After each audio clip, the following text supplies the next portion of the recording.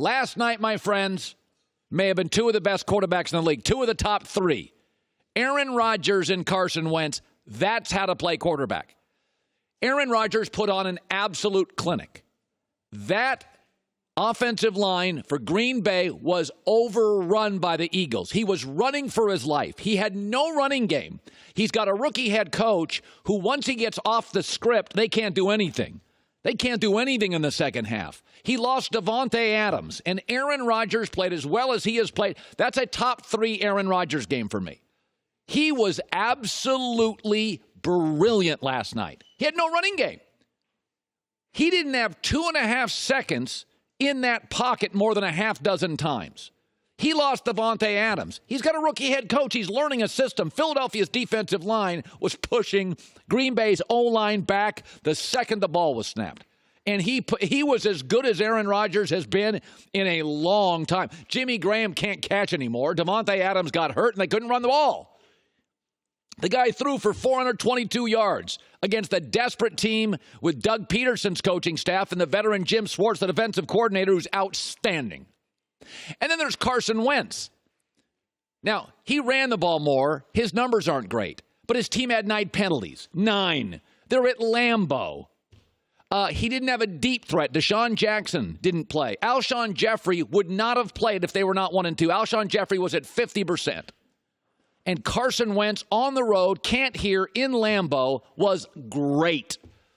Tremendous decisions. Made one lousy throw at the end that was incomplete in a 3rd and 5. Outside of that, Carson Wentz. But what I loved about Rodgers and Wentz last night, throwing from the different arm angles, Aaron's under constant duress. Now, Wentz had more time to throw, but who's he throwing to? They had no deep threat. Green Bay knew it. Alshon Jeffrey's playing at 50%. That's how you quarterback. I mean, nothing against Dak Prescott.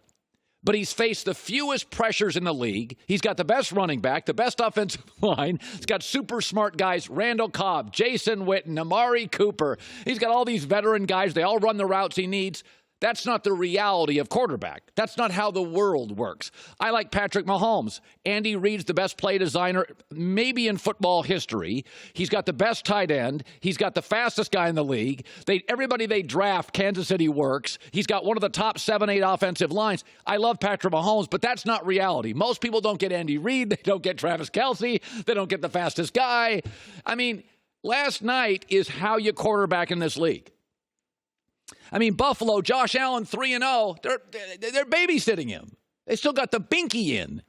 I mean, last night, if Aaron Rodgers didn't play last night and you put in the average NFL quarterback, they could have been, it would have unraveled in 5 minutes. I mean, Carson Wentz has trailed in all 4 games this year by at least 10 points. He had the massive pressure last night. If they lose and go 1-3 and Dallas is 3-0, have you ever heard of Philadelphia talk radio? It's the angriest talk radio in the world. He is going to have to, on a bye week, on a long week, if he turns on the radio, his ears will catch fire. Philadelphia doesn't just like sports, they live it. So I'm watching that game last night. The pressure that was on, any pharmaceutical sales rep can sell Viagra and heart medicine.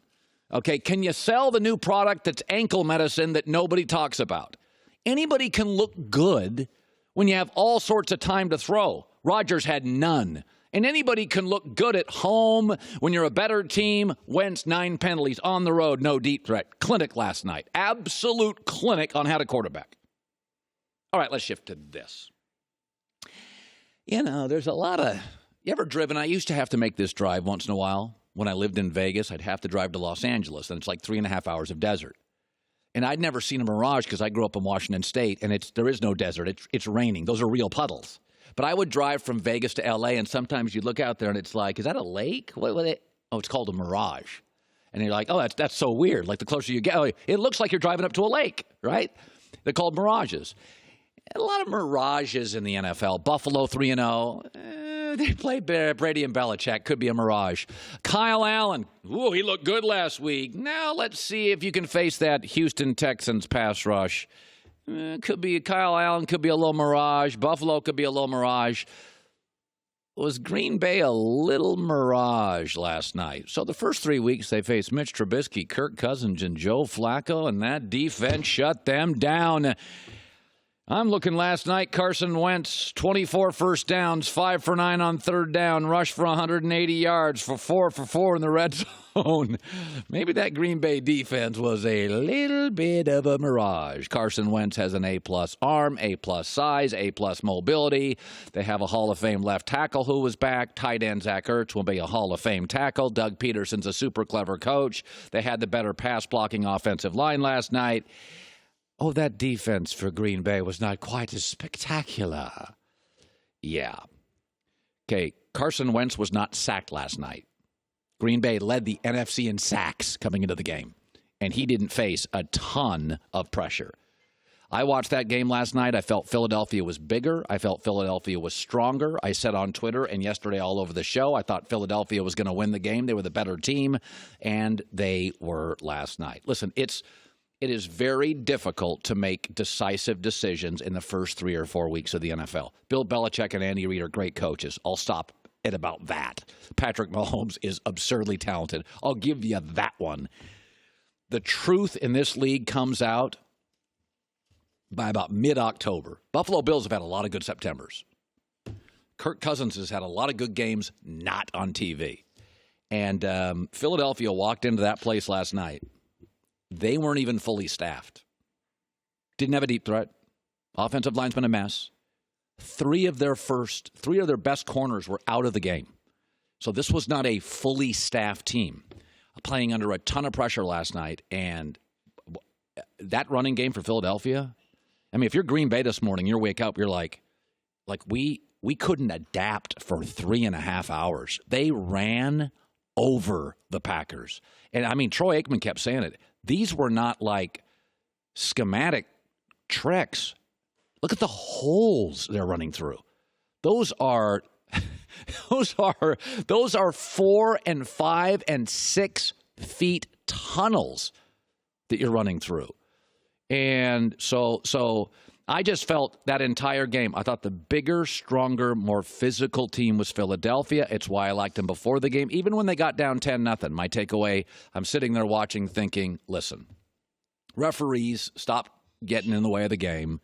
Let it settle down. It's hard to go to Lambeau. The crowd is nuts. Thursday Night Football, Joe Buck, Troy Aikman, national TV. Crowd's going crazy. Everybody's socially lubricated with a couple of craft beers. And once that game settled down, Philadelphia owned Green Bay. Philadelphia's offensive line pushed Green Bay's defensive front all over the field. That was really impressive. And they're now getting some rest. They're now getting healthier. And they are 2 drop passes, Philadelphia, my Super Bowl NFC pick, from being undefeated. Watch out. First 3 games, the Packers defense allowed 11 a game. Last night, 34 in Lambeau. Hi, everybody. Thanks for watching. Subscribe here to get the latest from the show. Also, be sure to check out more of the best clips from The Herd or go watch a few segments from other shows on FS1.